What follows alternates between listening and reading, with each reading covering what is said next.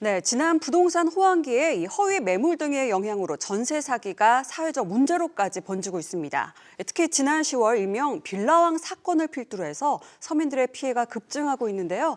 자, 이런 전세 사기를 당했을 때 대처법과 그 예방법은 무엇이 있을지 김한성 변호사와 함께 다시 자세하게 이야기 나눠보겠습니다. 안녕하세요. 안녕하세요. 반갑습니다. 예, 어서 오십시오. 반갑습니다.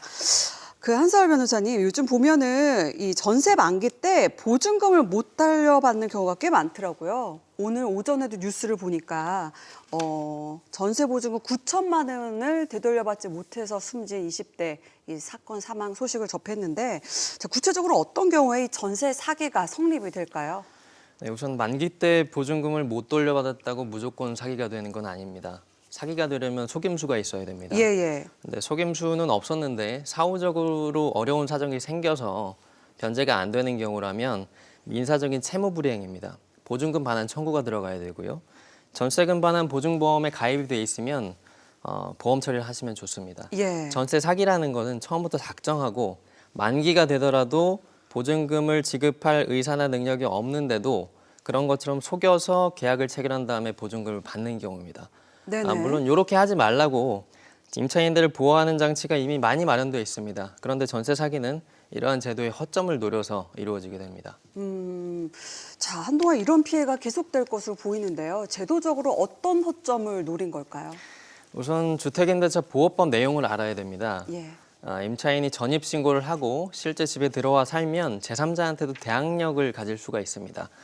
임대차 계약 관계는 계약 당사자인 임대인하고 임차인 사이에서만 주장할 수 있는 게 원칙입니다. 예. 그래서 예를 들어서 임대인이 중간에 집을 팔거나 경매가 나가거나 아니면 돈 빌리고 근저당을 잡거나 아니면 새로운 임차인이 나타나면 그 제3자한테는 내 임차권을 주장할 수가 없습니다.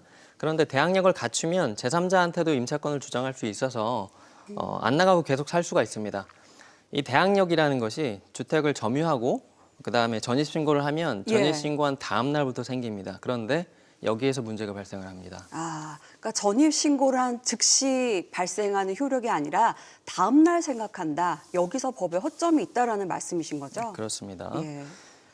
제3자에 대한 대항력은 전입신고 다음 날부터 생기기 때문에 만약에 임대인이 전세 계약을 체결한 당일에 건물을 팔아버리거나 아니면 돈을 빌리고 근저당권을 설정해버리면 임차인이 대항력을 취득하더라도 그 순위가 밀립니다. 예. 그래서 보호받지 못하는 문제가 생길 수 있습니다. 그러면 이런 경우에는 어떻게 피해를 예방을 할 수가 있을까요? 일단은 전입신고 즉시 대항력을 취득하도록 법이 개정될 필요가 있고요. 네. 그리고 현행법상으로는 여러 가지 생각을 해봤는데 예. 임차권 등기를 하는 것이 가장 좋은 방법입니다. 등기라는 것이 그 속성상 등기 즉시 대항력을 취득하거든요. 근데 임차권 등기라는 제도를 모르시는 분이 너무 많고 이게 실제로도 잘 쓰이지 않았습니다. 예. 저도 등기부에서 임차권 등기를 아직 본 적이 없어요. 왜 그러냐면 등기는 공동신청주의라서 임대인하고 임차인이 같이 등기부에 가서 신청을 해야 됐습니다. 예. 그리고 임대차가 만료가 되면 말소도 해야 됐기 때문에 굉장히 번거로웠고요. 그리고 임대인 입장에서는 임차권 등기를 하자고 하면은 기분을 상해하시는 경우가 있었기 때문에 임차인 입장에서도 이걸 요구할 수가 없었던 겁니다. 예. 근데 요즘 보면은 뭐 임차인과 임대인이 만나서 계약을 하는 게 아니라 멀리서도 전자서명으로 계약하는 경우가 많잖아요. 이럴 경우 임차인이 적극적으로 임대인에게 같이 계약을 하자 임차권 등기를 요구하는 태도가 필요할 것 같다는 생각이 듭니다. 그렇습니다. 이제는 전세 사기가 사회적으로 엄청난 문제로 대두가 됐기 때문에 생각 자체가 바뀌어야 됩니다. 예. 임차권 등기라는 좋은 제도를 썩혀둘 필요가 없어요. 돈을 빌려주면 우리가 근저당 등기를 하지 않습니까? 예. 임차권도 마찬가지입니다. 그 임대인한테 만기까지 보증금이라는 돈을 빌려주는 거랑 똑같습니다. 그 임차권 등기 안 할 이유가 없거든요. 임대인이 임차권 등기를 안 했던 이유가 두 가지가 있습니다.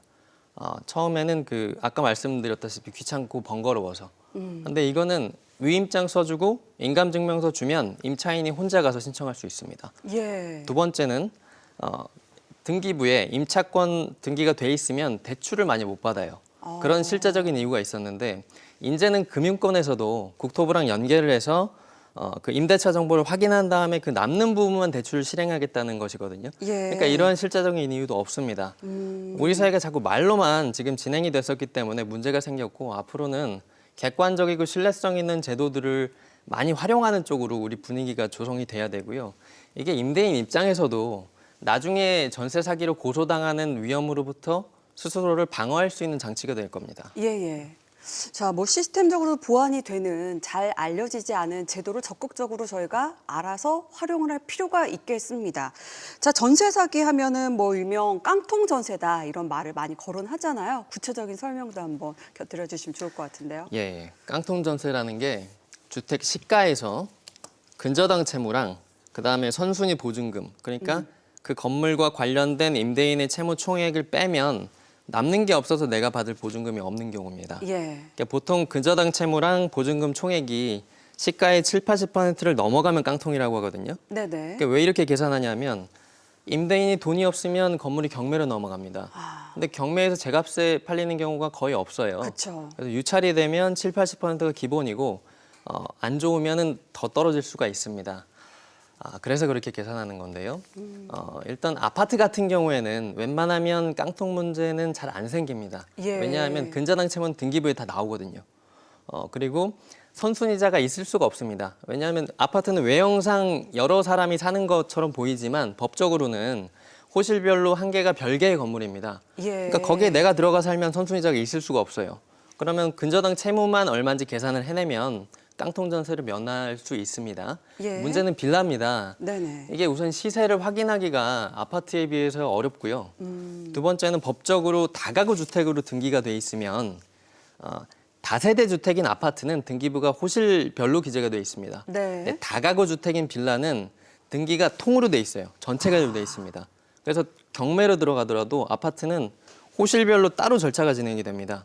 근데 빌라는 통으로 다 같이 진행이 됩니다. 무슨 예. 얘기냐면 빌라 경매 대금에서 빌라에 사는 주민 전체가 보증금을 나눠 받아야 되는 문제가 생긴다는 겁니다. 그래서 임대차 계약할 때 만약에 임차인이 선순위 임차인이 없다 이렇게 얘기하거나 선순위자는 있는데 그게 전세가 아니라 월세니까 문제없다 이런 식으로 기망을 했으면 전세 사기가 성립할 수가 있는 겁니다. 예. 그래서 이 빌라